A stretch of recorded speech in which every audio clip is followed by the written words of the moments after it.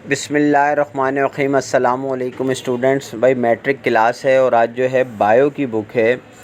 बच्चों का कहना था कि सर बायो भी जो है इसके भी चैप्टर्स के जो है क्वेश्चन आंसर यानी कंप्लीट एक्सरसाइज करवा दें। तो आज सेकंड चैप्टर है होम्योस्टेसिस। ठीक है।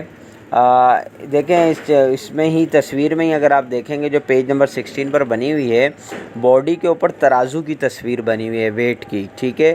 तराजू यानी मीज़ान। उसमें देखें कि उसको दोनों को बराबर करके दिखाया गया है कि जिस्म के अंदर जितना भी हमारा मेटाबॉलिक निज़ाम है वो इस तरह जब तक मुतवाज़िन नहीं होगा कोई भी चीज़ सर्वाइव नहीं कर सकती। सिर्फ इंसान नहीं, चाहे वो प्लांट्स हैं, एनिमल्स हैं, जब तक उनके अंदर का एक ख़ुदकार निज़ाम होता है, जब तक वो सही ना चले वो जानदार चीज़ जो है वो सर्वाइव नहीं कर सकती। तो होम्योस्टेसिस इसी में हम पूरी डिटेल तीनों चीज़ों की है। प्लांट्स भी हैं, एनिमल्स भी हैं और ह्यूमन बींग्स भी हैं।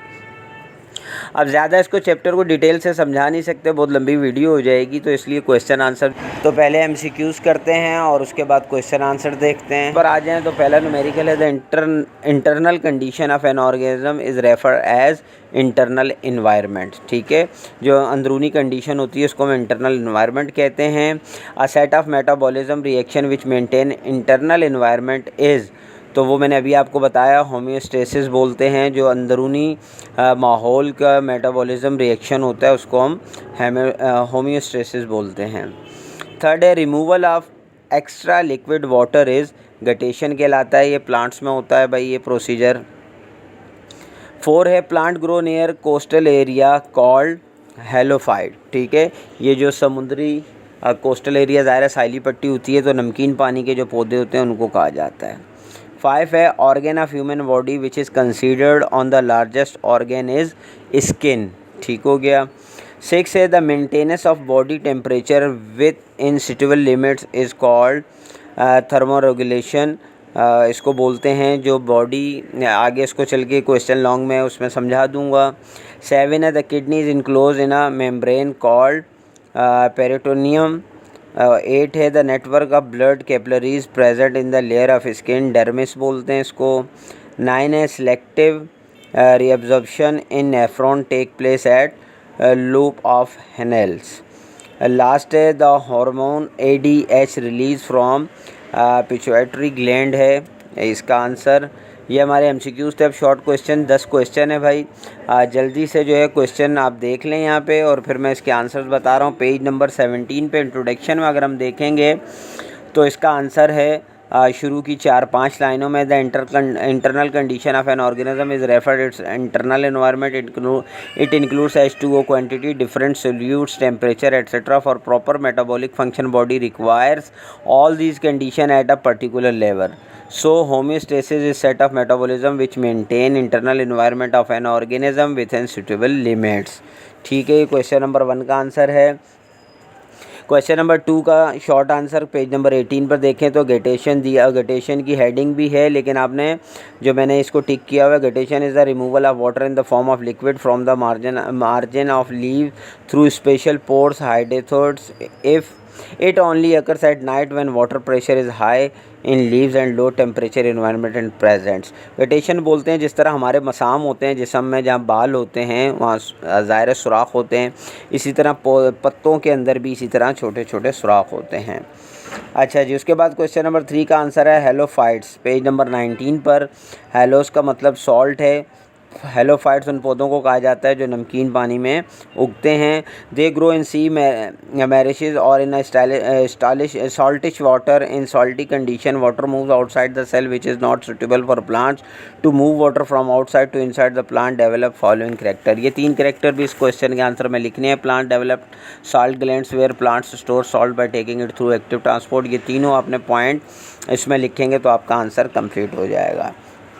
उसके बाद नेक्स्ट क्वेश्चन नंबर हमारा 4 है। इसमें देखें ये पूछा गया है कि जो स्किन है वही जो एक्सक्रीटरी है वो इसका काम करती है। भाई ये चीज़ को कहा जाता है एक्सक्रीटरी, यानी जो हमारे जिस्म के अंदर फाजिल मादे हैं उसको ख़ारिज करना। ठीक है। तो ज़ाहिर है पसीना जब निकलता है तो उसमें भी हमारे जो अंदर के फाजिल मादे हैं जो हमारे लिए अच्छे नहीं होते, जैसे ज़्यादातर नाइट्रोजन ही होता है वो, तो ये निकलता है। तो आप स्किन के बारे में ये जो 3 लाइनें शुरू में स्किन की हेडिंग में ये लिखने के बाद ये लिख लें।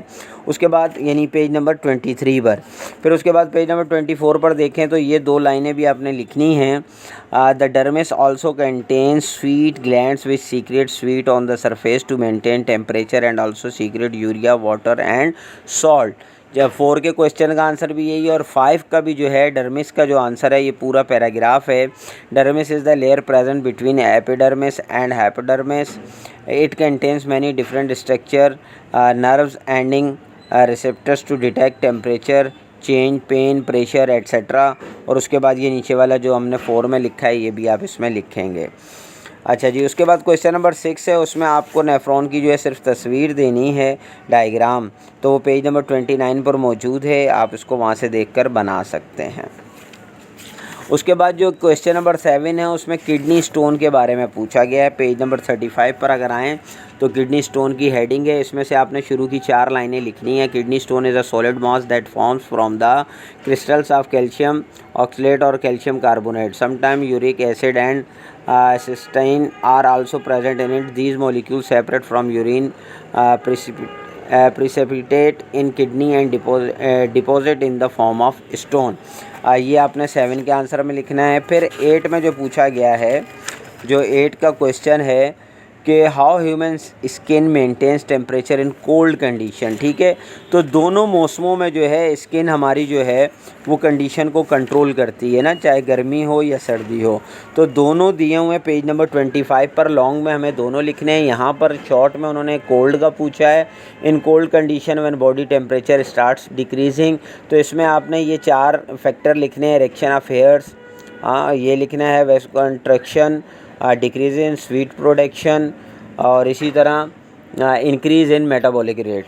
ठीक है, तो ये जो सर्दियों में आपने देखा होगा ठंड लगने से जैसे बाल खड़े हो जाते हैं उसके बारे में बता रहे हैं। और उसके बाद वेसोकॉन्ट्रैक्शन जो है, इसमें जो ब्लड की वेसल्स होती हैं वो तंग हो जाती हैं, उसके बारे में।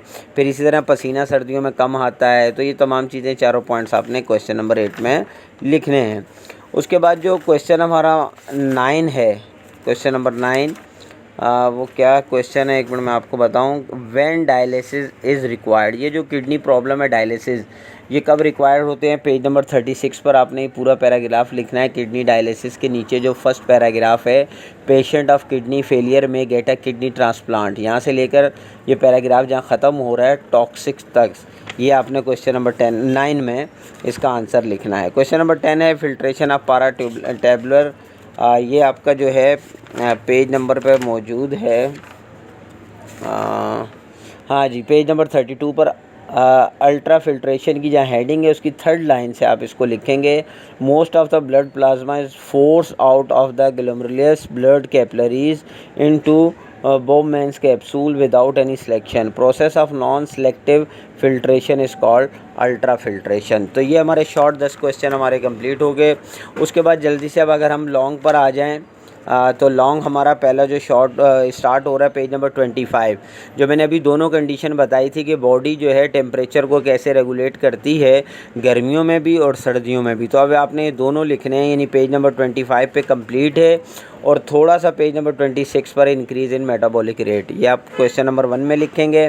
फिर क्वेश्चन नंबर 2 लॉन्ग में urinary system in man, page number 27 पर ये हेडिंग है। इसको यहाँ से आप स्टार्ट करके नेक्स्ट पेज पर जो है डायग्राम भी है आपने बनानी है, और इसको जहाँ डायग्राम के नीचे ये एंड हो रहा है आउटसाइड द बॉडी तक, ये लॉन्ग 2 आपका यहाँ तक कंप्लीट हो गया। फिर 3rd जो है पेज नंबर 29 पर जहाँ नेफ्रॉन की बात हो रही है, तो इसमें आपने स्ट्रक्चर, यानी हम दे चुके हैं, तस्वीर तो पहले ही बना चुके हैं इसकी, लेकिन यहाँ पर स्ट्रक्चर भी बताना है। तो ये स्ट्रक्चर ऑफ नेफ्रॉन की हेडिंग के साथ मटेरियल लिखा हुआ और साथ डायग्राम है। ये आपका कंप्लीट क्वेश्चन नंबर 3 का लॉन्ग आंसर है।